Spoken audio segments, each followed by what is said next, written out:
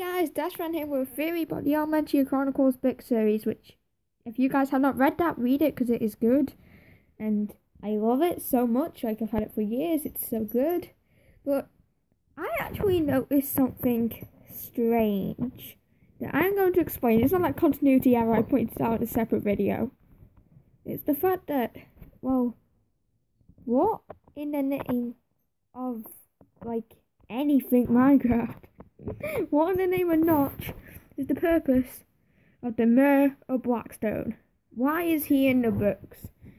He doesn't really do anything book 1 onwards and then just gets written out of the story book 3 because the writer is like, oh wait, this guy isn't really doing anything anymore, let's get him out.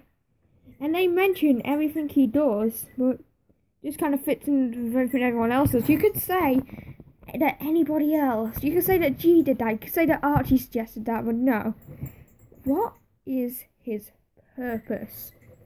And I was questioning this, and I mulled over this, and mulled, until I realised an odd pattern.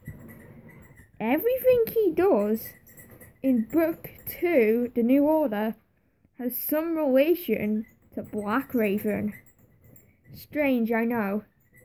I seem to notice that in the council votes, can't get my words out today, he always chooses Blackraven's side. I also noticed that Blackraven suggested Elementia Day even before he joined the Alliance, and then turned into a way for them to sort of like sneak soldiers in for one of the worst offensives ever, as they call it in the New Order. It was kind of bad. It did last like 10 seconds. That line was funny. And please ignore my hamster in the background. Her wheel's broken, but she just keeps on going on it anyway, and it's annoying. So please ignore that.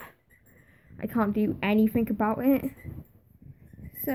But I also noticed that to do that takeover is that who suggested the added security, almost as though they knew something would happen. Like they have security in anything, but they point out about this particular event, the reenactment, that they had more security for that.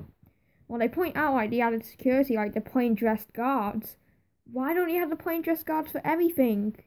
They don't straight up state in the book whether or not they have like the guards like that in every single event on Elementia Day, or if it was just that one. But you point that out then, and you say that a certain former mayor of Blackstone suggested it. I feel like you're supposed to draw some connections there. Like Blackraven's offensive gets foiled by the mayor of Blackstone? Yeah, a bit more of a connection there. And when Blackraven sort of suggests the double draft, guess who is the first to agree? But even Blackraven seems surprised by that, actually. And we see when we get told every single part of Blackraven's plan. Every single thing he was responsible for, the wither skeletons, like, all their plans failing so badly, everything. We get told everything. Even his motivations, he wants to create an empire that will last forever. Blackraven is one of my favourite characters. Not my favourite, but one of my favourites.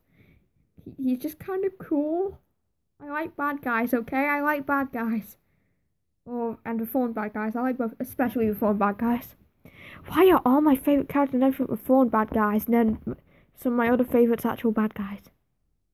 I'm strange.